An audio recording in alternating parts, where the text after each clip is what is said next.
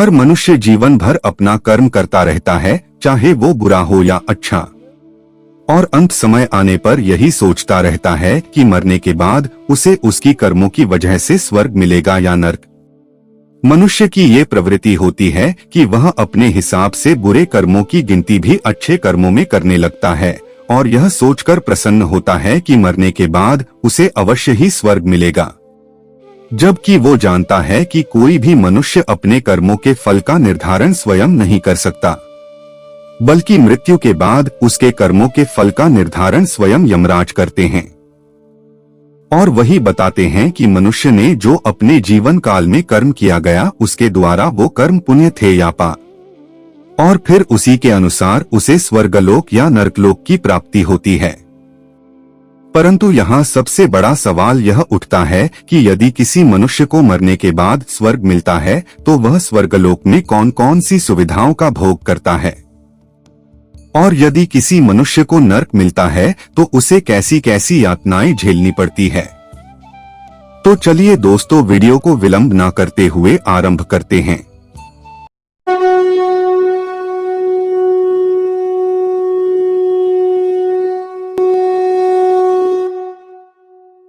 पद्म पुराण में वर्णित कथा के अनुसार एक बार यमदूत कुछ कन्याओं को भूलवश समय से पहले यमलोक लेकर चले गए, लेकिन जब चित्रगुप्त ने उनके मृत्यु का लेखा जोखा देखा तो उन्होंने यमदूतों से कहा कि हे यमदूतों, ये तुमने क्या किया? इन कन्याओं की आयु अभी पूर्ण नहीं हुई है, इसलिए इन कन्याओं को तुरंत वापस मृत्युलोक दे आओ।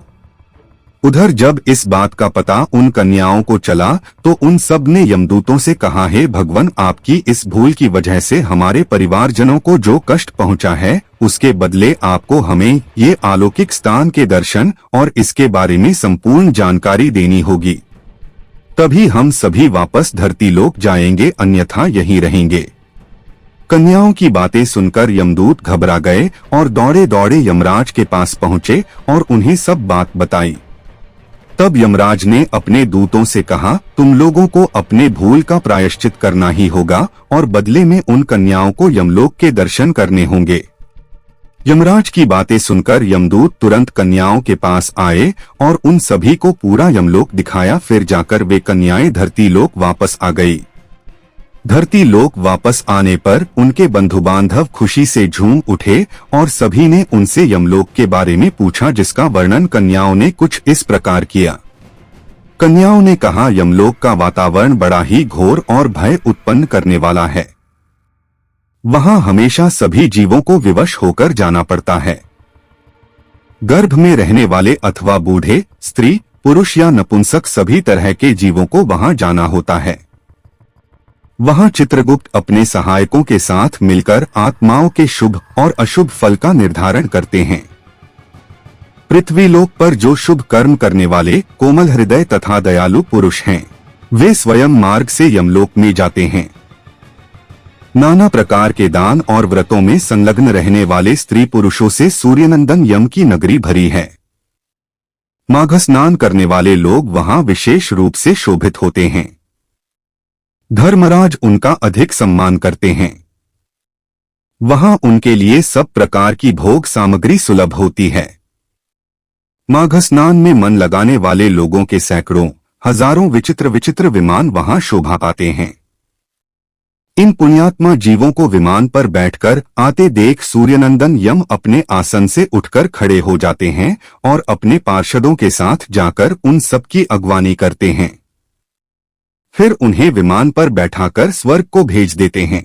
स्वर्गलोक की कहीं तुलना नहीं है, वह सब प्रकार के दिव्य भोगों से परिपूर्ण है। इस प्रकार उनकी अनुमति ले पुण्यात्मा स्वर्गलोक में जाते हैं। वही जो क्रूरतापूर्ण कर्म करने वाले और दान न देने वाले पापी जीव हैं, उनकी आत्माएं यमराज के घर अत्यंत भयंकर दक्षिण मार्ग से जाते हैं। यमराज का नगर अनेक रूपों में स्थित है। उसका विस्तार चारों ओर से 86,000 योजन में है। पुण्य कर्म करने वाले मनुष्यों को वह बहुत निकट सा जान पड़ता है, किंतु भयंकर मार्ग से जाने वाले पापी जीवों के लिए वह अत्यंत दूर है।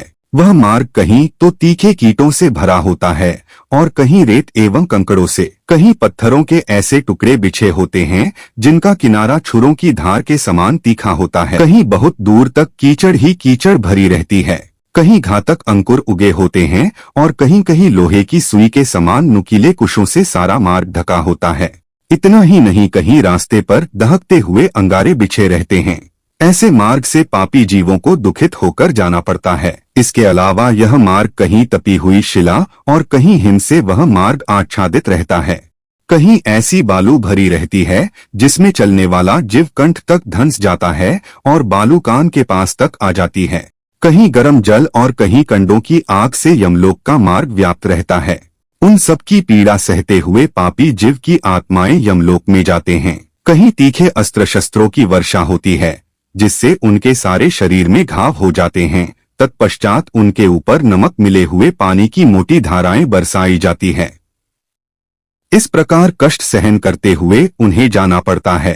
कहीं अत्यंत ठंडी, कहीं रूखी और कहीं कठोर वायु का सब ओर से आघात सहते हुए पापी जीव सूखते और रोते हैं। इस प्रकार वह मार्ग बड़ा ही भयंकर है। यहाँ राह खर्च नहीं मिलता, कोई सहारा देने वाला नहीं रहता। वह सब ओर से दुर्गम और निर्जन है, वहाँ और कोई मार्ग आकर नहीं मिला है। वह बहुत बड़ा और आश्रय रहित है, वहाँ अंधकार ही अंधकार भरा रहता है। वह महान कष्टप्रद और सब प्रकार के दुखों का आश्रय है। ऐसे ही मार्ग से यम की आज्ञा का पालन करने वाले अत्यंत भयंकर यमदूतों द्वारा समस्त पाप परायण मूढ़ जीव बलपूर्वक लाए जाते हैं। ऐसी पापी जीवों की आत्माएं यमलोक में बंधु बांधवों से रहित होते हैं। वे शरीर से दुर्बल और भयभीत होते हैं तथा क्षुधा की आग से जलते रहते हैं। ऐसे जीवों की आत्माओं की बाहें पीठ की ओर घुमाकर बांध दी जाती है और उनके हाथों में कील ठोंक दी जाती है। साथ ही पैरों में बेड़ी भी पड़ी होती है। कुछ दूसरे जीवों के गले में रस्सी बांधकर उन्हें पशुओं की भांति घसीटा जाता है और वे अत्यंत दुहक उठाते रहते हैं। कितने ही दुष्ट मनुष्यों की जिह्वा में रस्सी बांधकर उन्हें खींचा जाता है। किन्हीं की कमर में भी रस्सी बांधी जाती और उन्हें गरदनियां देकर इधर उधर ढकेला जाता है। यमदूत किन्हीं की नाक बांधकर खींचते हैं और किन्हीं के गाल तथा ऊंट छेद कर उनमें रस्सी डाल देते और उन्हें खींचकर ले जाते हैं। इतना ही नहीं, कुछ लोगों के कानों और ठोडियों में छेद करके उनमें रस्सी डालकर खींचा जाता है।